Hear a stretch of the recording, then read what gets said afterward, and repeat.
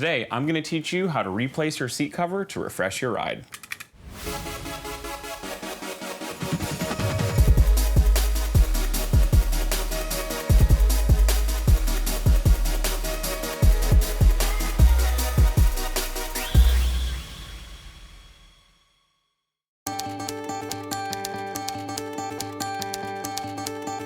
So, seat cover installation. I haven't done one of these in many years, but I used to do them when I was younger, and now the folks at Saddlemen take care of all of my seat and upholstery needs. You really only need a couple items that you can pick up at any big box home store. Specifically, you're gonna need a flat blade screwdriver or a chip lifter, pliers, pencil or marker, and then you'll need a staple gun and some 1/4-inch staples. A heat gun is also a big assistance at the end for conforming around the edges, but if all you have is a hairdryer, that'll work as well. Most OEM seats are gonna have a line of staples around the inside of the seat cover that goes into the plastic pan. Specifically, what you're gonna need to do is you're gonna need to remove all of those staples so you can remove the old cover. Most stock covers are just fine, but as anything, when it ages, it cracks, it rips, things of that nature. Thankfully, the folks at Saddlemen, as they can literally accomplish anything upholstery needs-wise, we're able to match this almost perfectly, and I'll have a replica seat ready to rock and roll on this thing. If you have something like a chip lifter or a mini pry bar, that's what works best to lift these little staples.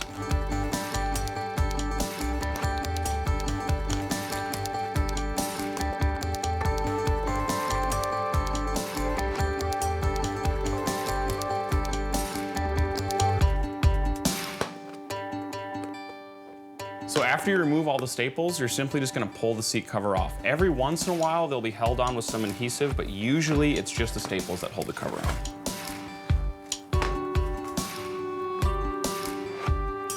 So you can use this opportunity when the seat cover's off just to clean up your workspace before you get the job done. You're just not gonna be able to access these inside lips here once you get the seat cover back on.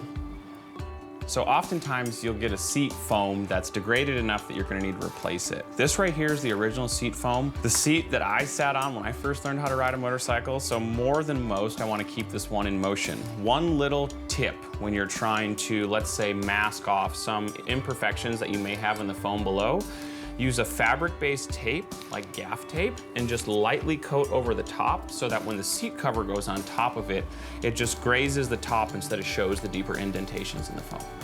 When putting the seat cover on, one of the most important steps you're gonna have is alignment. What I do is I mock up the seat cover by putting it on to as close as I can get it to where it's actually going to be stapled, and then I make pencil notations of where center is on both the front, sides, and rear of the seat. Now, if you're getting any fight, you can start incorporating the heat. Now, the most important part when using the staple gun is because I've often heard that the household style big box store staple gun doesn't have enough power to do it.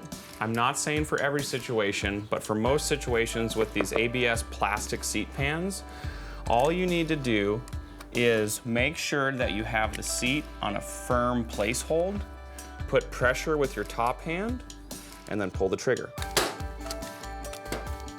That right there sinks it in plenty. If there's ever any void, you can just tap it down with a mallet, no problem.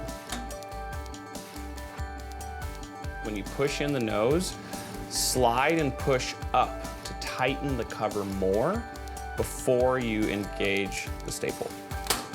So hopefully the boys at Saddlemen give their seal of approval on what I've done to their seat cover, but slowly but surely we're making our way around the complex corners first. Now, one thing that's usually gonna happen on any seat that has a curvature like this is you're gonna get this loose spot in the center. So between the combination of the heat gun and finding where I would like the tension to be with the staples, I'll be able to get rid of this extra material right here.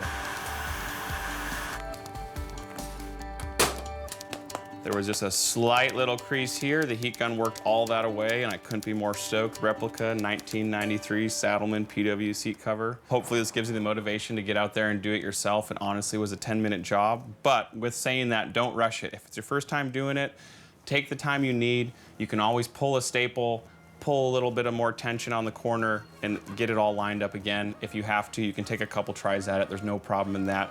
Hopefully your end result will look as good as this. It's gonna look perfect. Last piece of the puzzle, it's time to get this thing assembled.